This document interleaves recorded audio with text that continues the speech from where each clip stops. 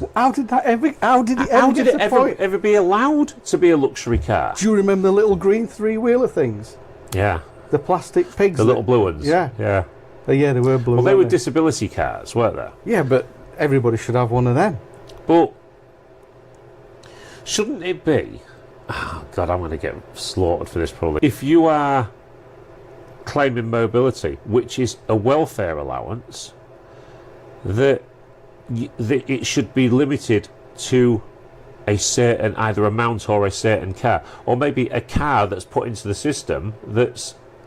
Because it's welfare. It should be a car that's made in Britain by British people for British people who are claiming and need a disability car. You could make that car yourself in this country and generate jobs of a specific car. Do you know what? I mean, I don't want to make it sound like I'm going to go at people on welfare, because I'm really not. I just. No, but they are relying on us. I'm having a go at the government for doing what they do to make it so easy, and it always seems to be a Labour government that does it even more. So what happens if they piss us off to that point where we can't be bothered? Yeah, and then everyone stops. It stops. Because what they've got to remember is when they're having a go at the people that are the employers, I mean, let's face it, they've done absolutely nothing for me as a business. Nothing. I can't see anything that they've done. No. They've made things harder for us. They're making cost even higher. They're increasing the minimum wage again. Do you employ youth now?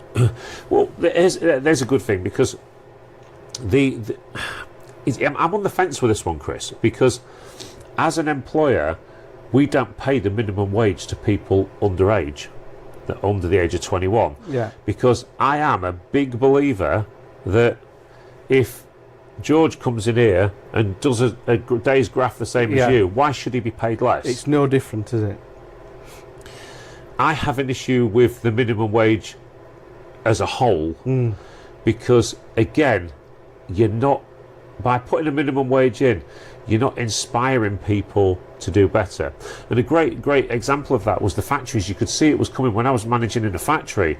You could see it coming as the minimum wage. I came through the days before the minimum wage and then after the minimum wage. And every time where you had a supervisor there and a manager there, by the time I left, it was more like that. Yeah. So factory floor, supervisor, manager, until you get to the point where the factory floor is going, here's the thing I've got to do. Do I want to spend 40 hours a week with loads of stress, loads of hassle, and getting my ass kicked all the time for an extra 20 quid a week? Yeah. No, I don't. When it used to be an extra £80 a week, it was, I can cope with that. Yeah. And you're stopping people wanting to go on. That's worked across the board, hasn't it? Kim had that within care. Yeah. It we're talking like a few pounds difference for the stress level. Yeah. And the responsibility level. Yeah. You're also making it very, very difficult for people as well. Well, it's very difficult for employers because, okay, right, I'm getting loads of crap at work. I'm just checking, I'm going to go Asda's. I'm going to go to Tesco's, I'm going to go and fill shelves. It's the same price, same money. Yeah.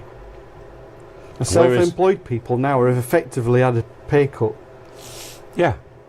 That's how it works now with this minimum wage. We're all watching the prices go up in society massively.